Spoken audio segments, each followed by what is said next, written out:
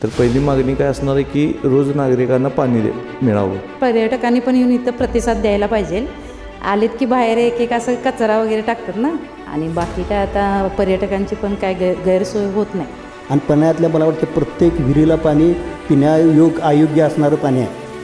तर तो प्रश्न त्यांनी सोडवला पाहिजे. दुसरी गोष्ट, पन्हाळ्याला येण्यासाठी एकच मार्ग आहे, तो दुसरा मार्ग पर्याय त्यांनी तयार करायला पाहिजे.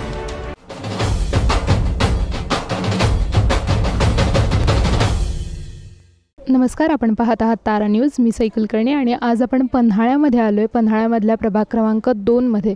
तर इथल्या लोकांना काय काय समस्या आहेत त्या आपण जाणून घेण्याचा प्रयत्न करूया.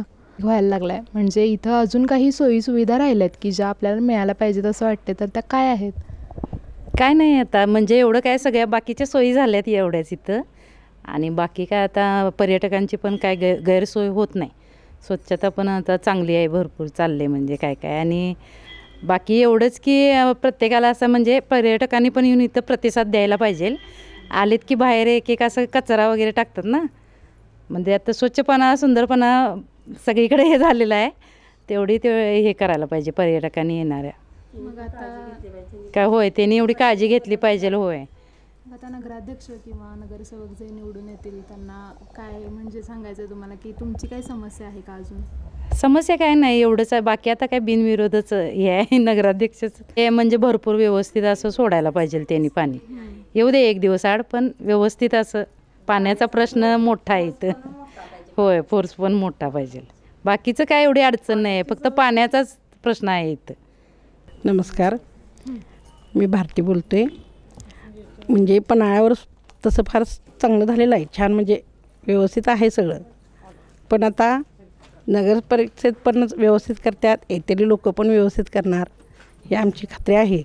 फक्त व्यवस्थित सगळं चालू दे एवढंच आहे. पाणी रोजगार वगैरे कसं आहे? रोजगार वगैरे छान आहे, बरं आहे. म्हणजे मग त्यांना काय प्रॉब्लेम्स येतात का? प्रॉब्लेम्स काय एवढे काही येत नाहीत. फक्त आमचे स्टॉल ते आहेत ते व्यवस्थित आहेत, व्यवस्थित करून घ्यायला पाहिजेत एवढंच. म्हणजे काय झालं पाहिजे नेमकं व्यवस्थित करून? म्हणजे कसं आता हा एक नियोजन किंवा काय असं हे करून घेतले तरी काय हरकत नाही. आता आपली ऐतिहासिक वास्तू म्हणून हां, ऐतिहासिक वास्तू म्हणून छान आहे. होय होय. आता तुमची अजून काय अपेक्षा आहे की अजून काहीतरी इकडे झालं पाहिजे चांगलं? हो, त्यांच्या नियोजन पद्धतीनं चांगली झालंच पाहिजे. आपल्याकडून काय असं पाहिजे? आपल्याकडून आमची इच्छा तेच आहे, इतिहासात म्हणजे व्यवस्थित असं घडू दे. तुमच्या दुकानाबद्दल तुम्ही म्हणलात, तर त्याबद्दल काय म्हणजे काय प्रॉब्लेम्स आहेत तिथं? दुकानाबद्दल असं काय नाही, आमचे स्टॉल आहेत ना ते असं ह्याच्यामध्ये ते व्यवस्थित झाले की आम्हाला काय प्रॉब्लेम नाही. आणि आहेतच आमची व्यवस्थित म्हणजे स्टॉल ते पण व्यवस्थित चालतात. पर्यटकाच्या याच्यावर आपलं आणि काहीतरी डेव्हलपमेंट झालं की व्यवस्थित येतील लोक बघतात. आणि हाय छान आहे, भरपूर येऊ दे, व्यवस्थित येऊ दे. म्हणजे व्यवस्थित म्हणजे कुणीकडं टँकर वगैरे मागवायला लागणार नाही एवढ्यासाठी फक्त. आणि गाड्यांचं पण हे आहे एसट्यांचं, हां पार्किंगचं, म्हणजे यायला पण पाहिजेत व्यवस्थित. टायमिंग नाही काय नाही, वेळेवर नसतात काय नसतात, त्याचं पण प्रॉब्लेम आहे. ते बघायला पाहिजे, यांनी सोय करायला पाहिजे. आणि टाऊन हॉलमध्ये पण अडचणच आहे उभारायला. तो स्टॉप जरा ह्याने सांगून काय तर बदलता येतोय काय बघायला पाहिजे. फारच म्हणजे त्रास होतो आहे उभारून. आपलं काम झालं की 2 तासात काम होतं आहे, पण 4 तासासाठी तिथं थांबावं लागतं आहे एस टीसाठी. मग ती फारच अडचण आम्हालाच नाही, म्हातारे बिन लहान मुलं लेडीज असतात, फार त्रास होतो आहे तिथं. मग तेवढा स्टॉप तेवढा बदलावा ह्या लोकांनी, अशी माझी इच्छा आहे पूर्ण. कारण मी आता भरपूर दिवस झालं बघते, फार त्रास होते. 3ला काम झालं की यायला इथं 8 वाजतात.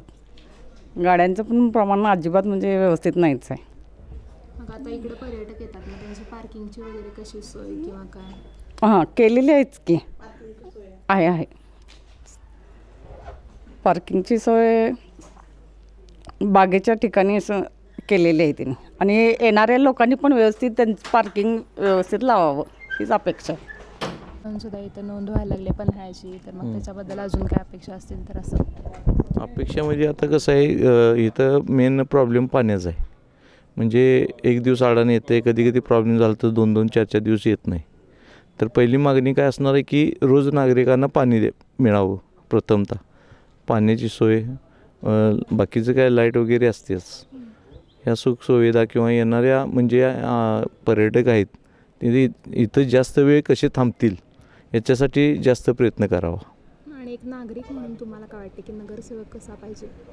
नगरसेवक म्हणजे रोज आपल्याला नागरिकांना काय पाहिजे काय नको म्हणजे लाईट पाणी गटार ही जे व्यवस्था आहे ती व्यवस्थित आहे का नाही, लोकांना काय पाहिजे, आरोग्यसेवा कुठल्या पद्धतीचं आहे, हे सगळ्या ज्या लोकांच्या मूलभूत गरजा आहेत त्या प्रामुख्यानं बघणारा पाहिजे.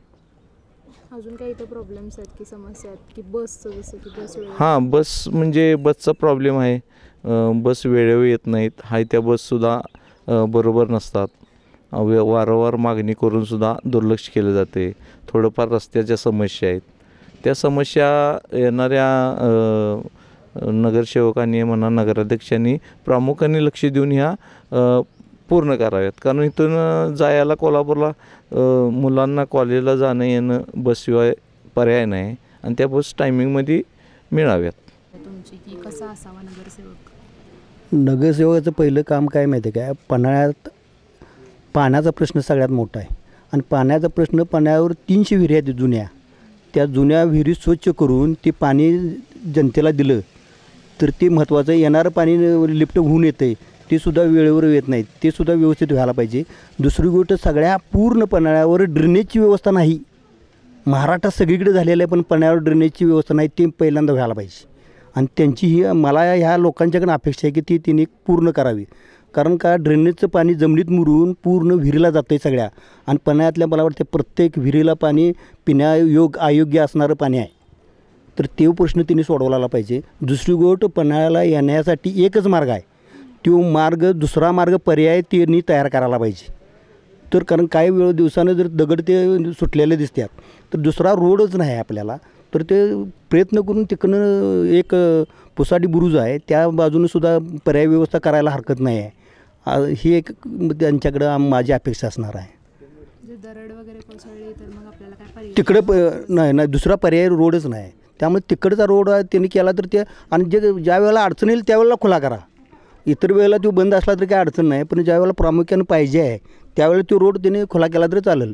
पण ते वरच्या लेवलनं सावकार साहेबांना हे करून वरच्या लेवलनं ते करून घ्यायला पाहिजे त्यांनी. अजून काय अशा गोष्टी आहेत का जी काय राहिल्यात किंवा कसं आहे, पर्यटकांच्यासाठी चांगली व्यवस्था करायला पाहिजे. ते खाऊगिरी जी तिथं केली आहे की नाही, ती महालक्ष्मी रिसॉर्ट आहे. ते महालक्ष्मी रिसॉर्ट आहे ते पर्यटक विभागाचं आहे. त्यांच्याकडून ते काढून घेऊन सगळी खाऊगिरी त्यात करायला काय अडचण आहे. ते एका ठिकाणी जागा 2-3 एकर आहे, ती सगळी त्या ठिकाणी खाऊगिरीचं सगळं करा. तिथं ते घाला आणि तिथनं सगळ्या लोकांना त्यात कामधंदा मिळू शकतो. पन्हाळ्यातल्या महालक्ष्मीचं पडून आहे ते, तिथं अद्याप काय अजून नाही आहे. तर त्या लोकांना द्यायला काय हरकत नाही अशी आमची एक अपेक्षा आहे. रोजगार त्यांना रोजगार पाहिजे तर त्यांचं चालणार. पन्हाळ्यावर रोजगाराशिवाय पर्याय नाही आहे आणि त्या लोकांचं त्याच्यावर उदाहरण व्हावं त्यासाठी त्यांनी ते प्रयत्न करायला पाहिजे. प्रभाग क्रमांक 2मध्ये जी आता 2 सीट होत्या त्या दोन्ही बिनविरोध झालेल्या आहेत. आणि प्रभाग क्रमांक 2मध्येच नगराध्यक्षपदाची सीट देखील आहे. आणि ही जी प्रभाग 2 आहे हा पन्हाळ्याचं एक हार्ट म्हटलं तरी चालेल. कारण पन्हाळ्याचं जे राजकारण आहे किंवा समाजकारण आहे ह्या वॉर्डातूनच अगदी पन्हाळ्याच्या स्थापनेपासून म्हणजे नगरपालिका स्थापनेपासून इथं सुरू झालेलं आहे. आणि त्यामुळे इथल्या बऱ्याचशा स्थानिक इथल्या ज्या सुविधा आहेत सोयीसुविधा ह्या चांगल्या पद्धतीच्या, इथली गटार म्हणा रस्ते वगैरे हे सगळी स्वच्छता वगैरे इथं नेहमीच चांगली असते. फक्त आम्हाला आता नगराध्यक्षपद मिळणार असल्याकारणानं आम्हाला गावाच्या विकासाच्या दृष्टीनं काय करता येईल, इथले पर्यटक वाढीच्या दृष्टीनं काय करता येईल, युनेस्को आल्यानंतर परदेशी पर्यटक येणार त्यांच्या सोयीसुविधा होण्यासाठी इथं त्यांची राहण्याची सोय कशी चांगल्या पद्धतीने करता येईल ह्या बाबींचा, तसेच पार्किंगची जी समस्या दिवसेंदिवस वाढणार आहे. कारण पर्यटक दिवसेंदिवस वाढायला लागलेले आहेत आणि त्यामुळे पार्किंगच्या समस्या कशी निवारण करायची ती एक समस्या आम्ही सोडवण्याचा प्रयत्न करणार आहे. त्याशिवाय इथले जो स्थानिक लोक आहेत त्यांचा रोजगाराचा प्रश्न आहे. काय बरेचसे स्त्रिया ह्या झुणका भाकर केंद्र चालवतात, काही बाकीची गाड्या आहेत, तर ते नीटनेटक्याने नगरपालिकेनं काही दिलेले आहेत तर तेच अतिशय चांगल्या दर्जाचे आणि तिथं स्वच्छता कशी राहील ह्या दृष्टीनं प्रयत्न करणार आहे. आणि पन्हाळ्याचा हा ऐतिहासिक आणि थंड हवेचा असे दोन्ही ठिकाणी एकत्र असल्या कारणानं इथला ऐतिहासिक जो हे आहे, जो वारसा जो आहे तो कसा लोकांच्या पुढं खरा वारसा जो आहे ऐतिहासिक हे आहे ते जाईल, ह्या दृष्टीनं आम्ही नगर परिषदेच्या कडे प्रयत्न करणार आहे.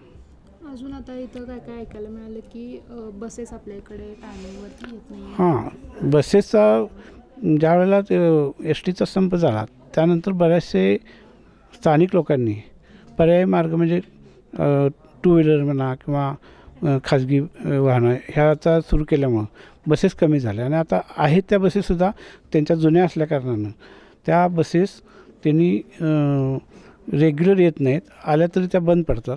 तर फार पूर्वी पन्हाळा नगर परिषदेनं शासनाकडं प्रस्ताव दिला होता की आम्हाला आमच्या नगरपालिकेच्या बस सर्व करायला परवानगी द्या. तर तोच प्रयत्न आम्ही पुन्हा करून नगर परिषदेच्या मार्फत बस सेवा सुरू करता येईल का, हा देखील आम्ही प्रयत्न करणार आहे. आता आपलं पन्हाळा जे आहे ते ऐतिहासिक झालं आहे, तर इकडं फार लांबून लांबून पर्यटक येतात. त्यासाठी अजून काय वाढवण्यात येईल किंवा काय प्रयत्न होतील? तसा एरिया जर क्षेत्राचा विचार केला तर थोडंसं क्षेत्र कमी आहे पर्यटकांच्या दृष्टीने. म्हणजे इव्हन एका दिवसात बघून जाऊ शकतात, पण इथं राहायचं म्हटलं तर अजून क्षेत्र थोडं जे पावनगड जो आहे पन्हाळ्याचाच भाग, तिथं जाण्या येण्याची व्यवस्थित सुविधा व्हायला पाहिजे की जेणे पावनगडवर लोक जातील. तसेच इथून मसाई पठारावर जाण्यासाठी पुसाटी मार्गे वाट आहे, परंतु तिथं रस्ता नाही आहे. तो जर रस्त्याची सोय झाली तर इथूनच मसाई पठारावर जाऊन परत लोक येतील, आणि ह्या दृष्टीनं आम्ही प्रयत्न करणार आहे. सौ माधवी अमरसिंह भोसले, मी जयश्री पवार यांना पाठिंबा देत आहे. आणि तसं बघितलं तर तोरसे कुटुंबियांचं कार्य जर बघितलं तर तोरसे काका जे होते ते नगरपालिकाच्या जडणघडणीपासून ते नावारूपाला येईपर्यंत त्यांनी खूप सारं त्यासाठी कष्ट घेतलेले आहेत, खूप सारं काम केलेलं आहे. तर अशा संस्कारातल्या कुटुंबियांच्या एक जे उमेदवार आहे त्या उमेदवाराला सगळ्यांनी विजयी करावं, त्यांना पाठिंबा द्यावा, हे एक आव्हान मी जनतेला करते आहे. आणि खरंच काहीतरी बदल घडवण्याची जी शक्ती म्हणा किंवा काहीतरी बदल घडवून आणायचं जो आहे ती ताकद जर आहे तर ती तोरसे कुटुंबियांच्यात आहे. आणि मॅडमबद्दल बोलायचं म्हटलं तर त्या स्वतः शिक्षिका म्हणून रिटायर झालेल्या आहेत. तर एक शिक्षणाबद्दलची जी ओढ आहे, जे माणसाला आता गरज आहे शिक्षणाबद्दलची जी त्यांना जाण असल्यामुळं एक काहीतरी नवीन उपक्रम, काहीतरी एक बदल जनतेसाठी घडून येईल. तर जनतेने या गोष्टीचा पण एक विचार करावा की उमेदवार कोण आहे आणि काय आपल्याला त्यातून मदत होईल किंवा आपल्याला काय हवे ते बदल घडवून येतील. आणि सामान्य जनतेतलंच ते घर असल्यामुळं आपल्याला मनमोकळेपणाने आपल्या ज्या काही समस्या असतील ते आपण मांडू शकतो आहे, आपले विचार त्यांच्यापर्यंत पोहोचवू शकतो आहे. आपल्याला जर काही अडचणी आल्या तर त्या अडचणींना कमी करण्याचं किंवा त्याच्या निवारण करण्याची पूर्णपणे ताकद आणि ती जबाबदारी तोरसे काका असतील किंवा ते तोरसे कुटुंबीय असेल ते घेतील. त्यामुळं सर्व जनतेने ह्या गोष्टींचा पण विचार करून निर्णय घ्यावा असं मी त्यांना आवाहन करते. आणि आता पन्हाळ्याबद्दल बोलायचं झालं तर ऐतिहासिक आपलं क्षेत्र आहे पन्हाळा, तर इथं काही समस्या आहेत का? समस्या म्हणजे आता गोरगरीब जनता आहे, इथं उत्पन्नाचं साधन असं नेमकं काही नाही आहे. सगळे लोक आहेत जे पर्यटनावरती मेन तर हा भाग सगळा आपला अवलंबून आहे. मग त्या पर्यटनावर म्हणजे जे काही प्रवासी येतात त्यांच्यावर त्यांना खाऊपिऊ घालणे आणि झुणका भाकरी केंद्र, हॉटेल एवढे 2-3च व्यवसाय इथे आहेत.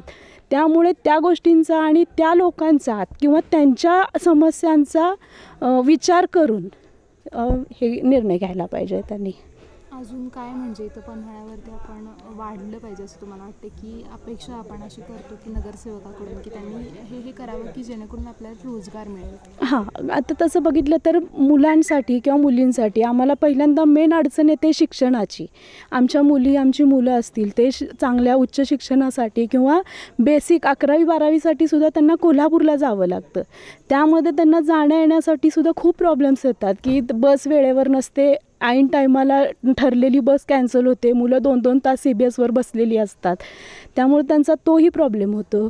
मग इथं चांगल्या पद्धतीचं शिक्षण त्यांना उपलब्ध व्हायला हवं आहे. आणि जी मुलं उच्च शिक्षणासाठी आहेत त्यांना तुम्ही पदवीधर असतील किंवा त्याच्यानंतर पदव्युत्तर जर त्यांना हे करायचं असेल, तुम्हाला स्पर्धा परीक्षा वगैरे द्यायचं असतील तर त्यासाठी त्यांना व्यासपीठ ओपन करायला पाहिजे. आणि हा एक म्हणजे हे करू शकतात ते की शिक्षणाची ज्यांना जाण आहे की आज आहे तेच लोक शिक्षणासाठी महत्त्व देतील.